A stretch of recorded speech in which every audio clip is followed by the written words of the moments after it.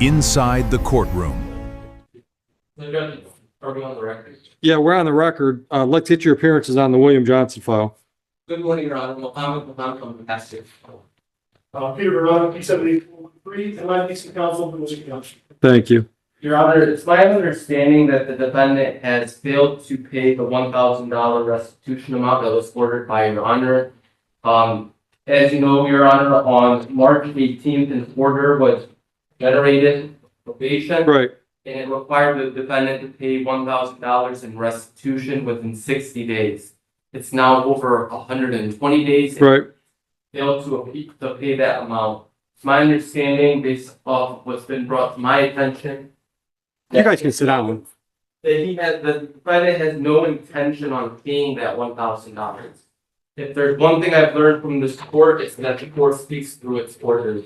The defendant failed to comply with the court's order. Additionally, at the last hearing, which I was not a part of, it was brought to my attention that the defendant had I'm sorry. When you say the last hearing, you're talking about the March hearing? June 25th, I believe. Okay. It was brought to my attention that the defendant had made comments to the victim despite the court's no contact order. It included profanity. It was brought to the attention of a court officer where he responded to the interaction. So the conduct that's being displayed by the defendant is a complete disregard for the court. Additionally, I was also advised that there was a PPO for this specific defendant by the victim in this case at the time that he had made those comments to her. Again, it was using profanity against her.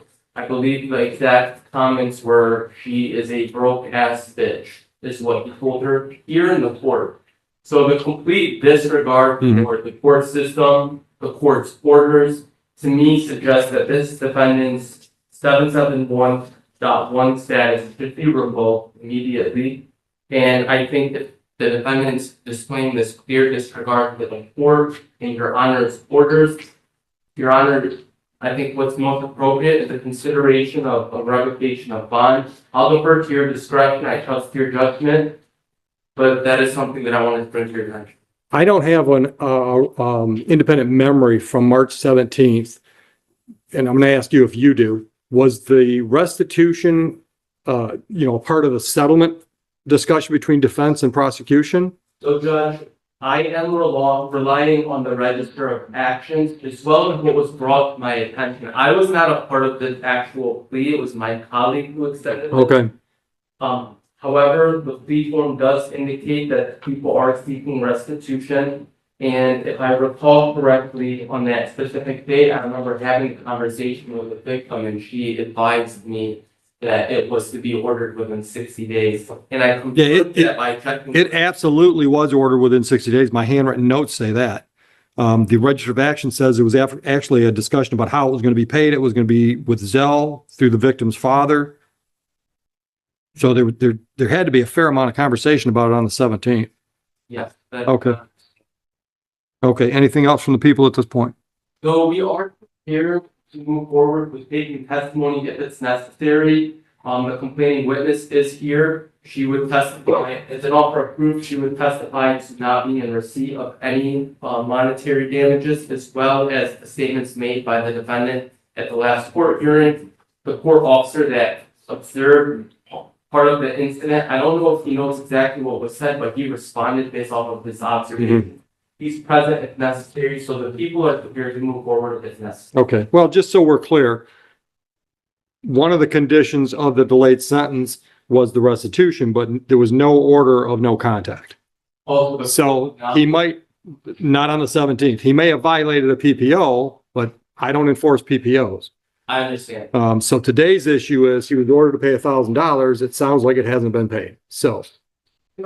And, if it pleases the court, I did talk to Mr. Johnson, and I was not obviously so I didn't see the actual order. It said within 60 days. He didn't recall that. The bottom line is that he hasn't paid in court. He has made about $250 to $300 worth of payments in the fines. He wasn't supposed to pay us restitution. Well, there was, I believe there was $500. That's not what we're here for.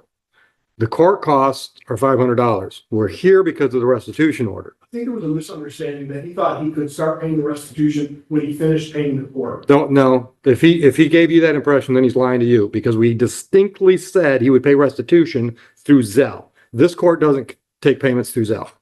So he walked out of my courtroom knowing he was paying $1,000 through Zelle for restitution, and he owed us $500 for court costs. I believe that one of the conditions, Your Honor, according to my, again, on the information only, that one of the requirements was that he was supposed to get action, a list of what he was supposed to have taken that equals the $1,000. That list never came forward. That was never part of my court order.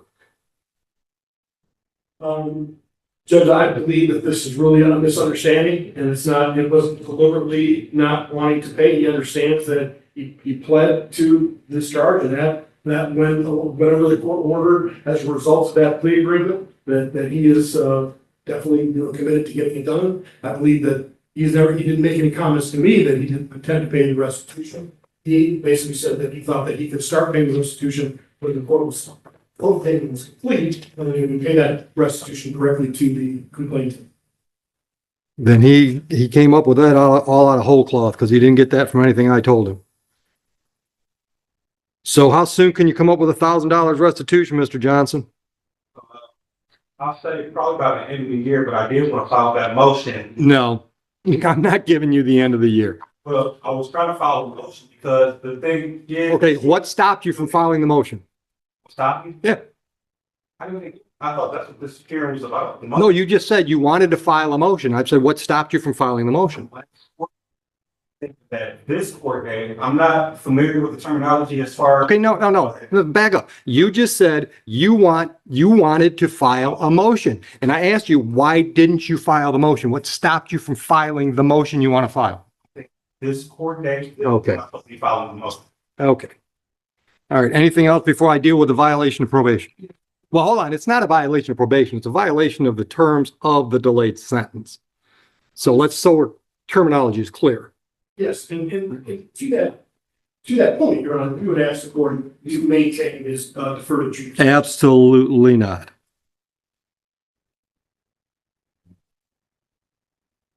What I'm getting out of this attitude I'm getting confirms everything I just heard from the prosecutor.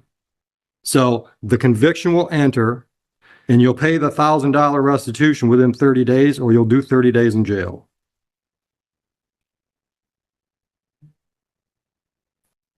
And you still owe the court money.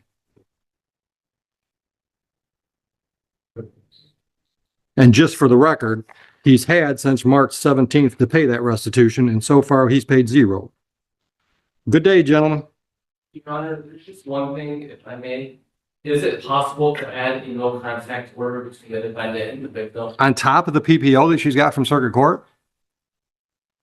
Just because I don't know too much about what's in the PPO and how long that's going to last, I just want to ensure that I'm doing what I can on our case. If that's okay, if not, I understand. Your Honor, other than what counsel said regarding what was said at court, there's been no contact between my client and the complainant in any way, shape, or form. No postings on social media, no contacting through friends, no direct contact, no text messages, no voicemails, nothing. And that is correct, Judge. There's been no information brought to my attention that would suggest otherwise. Mhm. This is just Understood. Well, is there any reason to have contact with her? No. Then I'll order no contact, because I'm going to lose jurisdiction on this case in 30 days. Because either the restitution will be paid and I'm done with the file because I've already terminated the delayed sentence. The conviction is entering, or he'll be going off to do his jail time. And either way, I'm done with the case. So I will say no contact for 30 days. Understand, ma'am? All right. Any questions? Good day.